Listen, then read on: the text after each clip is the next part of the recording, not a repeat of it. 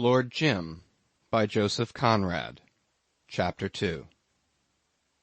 After 2 years of training, he went to sea, and entering the regions so well known to his imagination, found them strangely barren of adventure. He made many voyages. He knew the magic monotony of existence between sky and water. He had to bear the criticism of men, the exactions of the sea, and the prosaic severity of the daily task that gives bread, but whose only reward is in the perfect love of the work. This reward eluded him. Yet he could not go back, because there is nothing more enticing, disenchanting, and enslaving than the life at sea. Besides, his prospects were good. He was gentlemanly, steady, tractable, with a thorough knowledge of his duties, and in time, when yet very young, he became chief mate of a fine ship, without ever having been tested by those events of the sea that show in the light of day the inner worth of a man, the edge of his temper, and the fibre of his stuff, that reveal the quality of his resistance and the secret truth of his pretenses, not only to others, but also to himself. Only once in all that time he had again a glimpse of the earnestness in the anger of the sea. That truth is not so often made apparent as people might think. There are many shades in the danger of adventures and gales, and it is only now and then that there appears on the face of facts a sinister violence of intention, that indefinable something which forces it upon the mind and the heart of a man that this complication of accidents, or these elemental furies, are coming at him with a purpose of malice, with a strength beyond control, with an unbridled cruelty that means to tear out of him his hope and his fear, the pain of his fatigue and his longing for rest, which means to smash, to destroy, to annihilate all he has seen, known, loved, enjoyed, or hated, all that is priceless and necessary, the sunshine, the memories, the future, which means to sweep the whole precious world utterly away from his sight by the simple and appalling act of taking his life. Jim, disabled by a falling spar at the beginning of a week, of which his Scottish captain used to say afterwards, "Man, it's a perfect miracle to me how she lived through it," spent many days stretched on his back, dazed, battered, hopeless, and tormented as if at the bottom of an abyss of unrest. He did not care what the end would be, and in his lucid moments overvalued his indifference. The danger, when not seen, has the imperfect vagueness of human thought. The fear grows shadowy, and imagination, the enemy of men, the father of all terrors, unstimulated, sinks to rest in the dullness of exhausted emotion. Jim saw nothing but the disorder of his tossed cabin. He lay there battened down in the midst of a small devastation, and felt secretly glad he had not to go on deck. But now and again an uncontrollable rush of anguish would grip him bodily, make him gasp and writhe under the blankets, and then the unintelligent brutality of an existence liable to the agony of such sensations filled him with a despairing desire to escape at any cost. Then fine weather returned, and he thought no more about it. His lameness, however, persisted, and when the ship arrived at an eastern port, he had to go to the hospital. His recovery was slow, and he was left behind. There were only 2 other patients in the white men's ward, the purser of a gunboat who had broken his leg falling down a hatchway, and a kind of railway contractor from a neighbouring province, afflicted by some mysterious tropical disease, who held the doctor for an ass, and indulged in secret debaucheries of patent medicine which his Tamil servant used to smuggle in with unwearied devotion. They told each other the story of their lives, played cards a little, or, yawning and in pyjamas, lounged through the day in easy chairs without saying a word. The hospital stood on a hill, and a gentle breeze entering through the windows, always flung wide open, brought into the bare room the softness of the sky, the languor of the earth, the bewitching breath of the eastern waters. There were perfumes in it, suggestions of infinite repose, the gift of endless dreams. Jim looked every day over the thickets of gardens, beyond the roofs of the town, over the fronds of palms growing on the shore, at that roadstead which is a thoroughfare to the east, at the roadstead dotted by garlanded islets, lighted by festal sunshine, its ships like toys, its brilliant activity resembling a holiday pageant, with the eternal serenity of the eastern sky overhead, and the smiling peace of the eastern seas possessing the space as far as the horizon.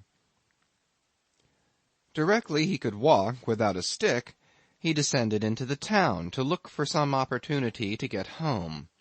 Nothing offered just then, and while waiting, he associated naturally with the men of his calling in the port. These were of two kinds. Some, very few and seen there but seldom, led mysterious lives, had preserved an undefaced energy with the temper of buccaneers and the eyes of dreamers. They appeared to live in a crazy maze of plans, hopes, dangers, enterprises, ahead of civilization, in the dark places of the sea, and their death was the only event of their fantastic existence that seemed to have a reasonable certitude of achievement. The majority were men who, like himself, thrown there by some accident, had remained as officers of country ships. They had now a horror of the home service, with its harder conditions, severer view of duty, and the hazard of stormy oceans. They were attuned to the eternal peace of eastern sky and sea. They loved short passages, good deck chairs, large native crews, and the distinction of being white. They shuddered at the thought of hard work, and led precariously easy lives, always on the verge of dismissal, always on the verge of engagement, serving Chinamen, Arabs, half-castes, would have served the devil himself had he made it easy enough. They talked everlastingly of turns of luck, how so-and-so got charge of a boat on the coast of China, a soft thing, how this one had an easy billet in Japan somewhere, and that one was doing well in the Siamese Navy, and in all they said, in their actions, in their looks, in their persons, could be detected the soft spot, the place of decay, the determination to lounge safely through existence. To Jim, that gossiping crowd, viewed as seamen, seemed at first more unsubstantial than so many shadows. But at length he found a fascination in the sight of those men, in their appearance of doing so well on such a small allowance of danger and toil. In time, beside the original disdain, there grew up slowly another sentiment, and suddenly giving up the idea of going home, he took a berth as chief mate of the Patna. The Patna was a local steamer as old as the hills, lean like a greyhound, and eaten up with rust worse than a condemned water tank. She was owned by a Chinaman, chartered by an Arab, and commanded by a sort of renegade New South Wales German, very anxious to curse publicly his native country, but who, apparently on the strength of Bismarck's victorious policy, brutalized all those he was not afraid of, and wore a blood and iron air, combined with a purple nose and a red moustache. After she had been painted outside and whitewashed inside, 800 pilgrims, more or less, were driven on board of her as she lay with steam alongside a wooden jetty. They streamed aboard over 3 gangways. They streamed in urged by faith and the hope of paradise. They streamed in with a continuous tramp and shuffle of bare feet, without a word, a murmur, or a look back. And when clear of confining rails spread on all sides over the deck, flowed forward and aft, overflowed down the yawning hatchways, filled the inner recesses of the ship, like water filling a cistern, like water flowing into crevices and crannies, like water rising silently even with the rim. 800 men and women, with faith and hopes, with affections and memories, they had collected there, coming from north and south, and from the outskirts of the east, after treading the jungle paths, descending the rivers, coasting in prows along the shallows, crossing in small canoes from island to island, passing through suffering, meeting strange sights, beset by strange fears, upheld by one desire. They came from solitary huts in the wilderness, from populous kampongs, from villages by the sea. At the call of an idea, they had left their forests, their clearings, the protection of their rulers, their prosperity, their poverty, the surroundings of their youth, and the graves of their fathers. They came covered with dust, with sweat, with grime, with rags, the strong men at the head of family parties, the lean old men pressing forward without hope of return, young boys with fearless eyes glancing curiously, shy little girls with tumbled long hair, the timid women muffled up and clasping to their breasts, wrapped in loose end of soiled headcloths, their sleeping babies, the unconscious pilgrims of an exacting belief. "Look at these cattle," said the German skipper to his new chief mate. An Arab, the leader of that pious voyage, came last. He walked slowly aboard, handsome and grave in his white gown and large turban. A string of servants followed, loaded with his luggage. The Patna cast off and backed away from the wharf. She was headed between two small islets, crossed obliquely the anchoring ground of sailing ships, swung through half a circle in the shadow of a hill, then ranged close to a ledge of foaming reefs. The Arab, standing up aft, recited aloud the prayer of travellers by sea. He invoked the favour of the Most High upon that journey, implored his blessing on men's toil and on the secret purposes of their hearts.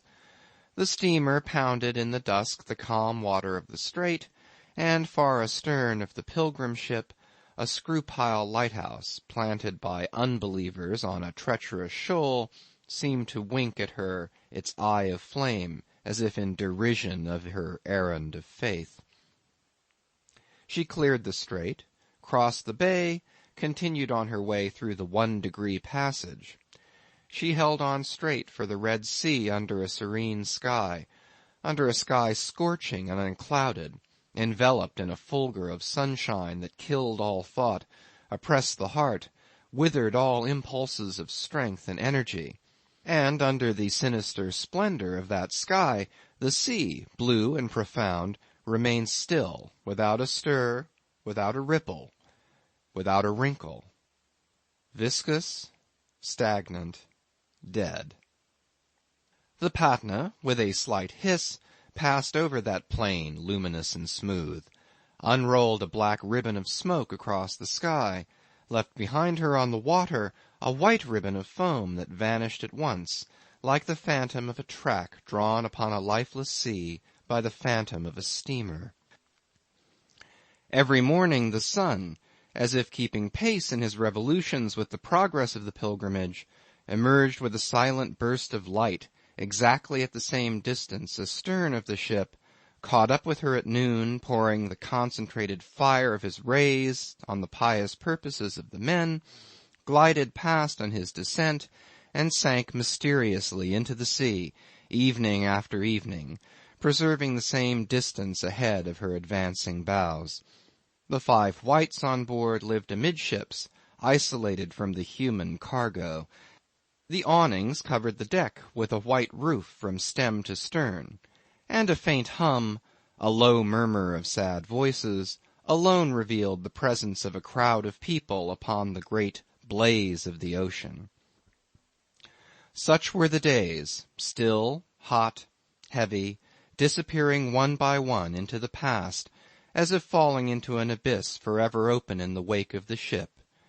And the ship, lonely under a wisp of smoke, held on her steadfast way, black and smouldering in a luminous immensity, as if scorched by a flame flicked at her from a heaven without pity.